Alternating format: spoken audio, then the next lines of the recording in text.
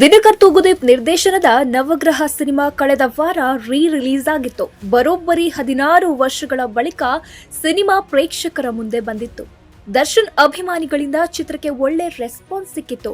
KG ರಸ್ತೆಯ ನರ್ತಕಿ ಹಾಗೂ ಮಾಗಡಿ ರಸ್ತೆಯ ಪ್ರಸನ್ನ ಚಿತ್ರಮಂದಿರಗಳಲ್ಲಿ ಸೆಲೆಬ್ರೇಷನ್ ಜೋರಾಗಿತ್ತು. ದರ್ಶನ್ ತಮ್ಮದೇ ತೂಗುದೀಪ ಪ್ರೊಡಕ್ಷನ್ ಬ್ಯಾನರ್ ಅಡಿಯಲ್ಲಿ ನವಗ್ರಹ ಸಿನಿಮಾ ನಿರ್ಮಿಸಿದ್ರು.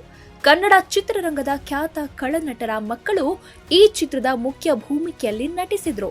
ದರ್ಶನ್ ಜೊತೆಗೆ ವಿನೋದ್ ಪ್ರಭಾಕರ್, ಸೃಜನ್ ಲೋಕೇಶ್, ಧರ್ಮ ಕೀರ್ತಿರಾಜ್, ನಾಗೇಂದ್ರ ಅರಸ್, ತರುಣ್ ಸುಧೀರ್, ಗಿರಿ ದಿನೇಶ್ ಚಿತ್ರದಲ್ಲಿ ಬಣ್ಣ ಹಚ್ಚಿದ್ದಾರೆ. ಮೈಸೂರು ಅಂಬಾರಿಯನ್ನ ಕದಿಯಲು ಯತ್ನಿಸುವ 9 ಜನ ಕಳ್ಳರ ಕಥೆ ಚಿತ್ರದಲ್ಲಿದೆ. ಅಂಬಾರಿ ಕದ್ದರೂ ಅದನ್ನ ಹೊತ್ತೊಯ್ಯುವ ಪ್ರಯತ್ನ ಸಫಲವಾಗೋದಿಲ್ಲ. ಕನ್ನಡ ಚಿತ್ರರಂಗದ ಮಟ್ಟಿಗೆ ಇದು ದಶಕದ ಹಿಂದೆ ವಿಭಿನ್ನ ಪ್ರಯತ್ನ. ಆವತ್ತಿನ ಕಾಲಕ್ಕೆ ತಕ್ಕ ಮಟ್ಟಿಗೆ ಗೆದ್ದಿದ್ದ ಸಿನಿಮಾ ಇದೀಗ ರಿಲೀಸ್ ಆಗಿ ಪ್ರದರ್ಶನ ಕಾಣ್ತಿದೆ. ಭರ್ಜರಿ ಪ್ರಚಾರ ಮಾಡಿ ನವಗ್ರಹ ಸಿನಿಮಾ ರಿಲೀಸ್ ಮಾಡಲಾಗಿತ್ತು. ಪ್ರಸನ್ನ ಹಾಗೂ ನರ್ತಕಿ ಚಿತ್ರಮಂದಿರಗಳಲ್ಲಿ ಫಸ್ಟ್ ವೀಕೆಂಡ್ ಸಿನಿಮಾ ಹೌಸ್ಫುಲ್ ಪ್ರದರ್ಶನ ಕಂಡಿತ್ತು. ಭರ್ಜರಿ ಗಳಿಕೆ ಕೂಡ ಮಾಡಿದೆ.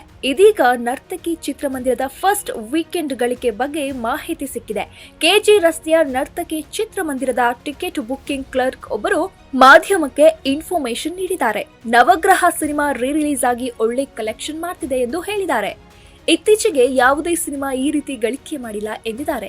ಈ ಹಿಂದೆ ದರ್ಶನ್ ದಾಂಪತ್ಯ ಕಲಹ ಪ್ರಕರಣ ಸಂಬಂಧ ಜೈಲಿಗೆ ಹೋಗಿದ್ರು. ಆಗ ಸಾರಥಿ ಸಿನಿಮಾ ಭರ್ಜರಿ ಯಶಸ್ಸು ಗಳಿಸಿತ್ತು. ದರ್ಶನ್ ಬಂದು ಇದು ನಮ್ಮ ಲಕ್ಕಿ ಥಿಯೇಟರ್ ಎಂದಿದ್ರು. ಈಗ ನವಗ್ರಹ ಚಿತ್ರವು ಅದೇ ರೀತಿ ಸದ್ದು ಮಾಡ್ತಿದೆ ಎಂದಿದ್ದಾರೆ. ವಿನಾಕಾರಣ ಒಂದು ತಪ್ಪು ನಡೆದು ಹೋಗಿದೆ. ಚಿತ್ರರಂಗಕ್ಕೆ ಅಮೂಲ್ಯ ಅವರು ಇನ್ನು ಮುಂದೆ ಯಾವುದೇ ವಿವಾದಕ್ಕೆ ಸಿಲುಕದೆ ದರ್ಶನ್ ಚಿತ್ರರಂಗದಲ್ಲಿ ಬೆಳೆಯಲಿ ಎಂದು ಆಶಿಸುತ್ತೇವೆ.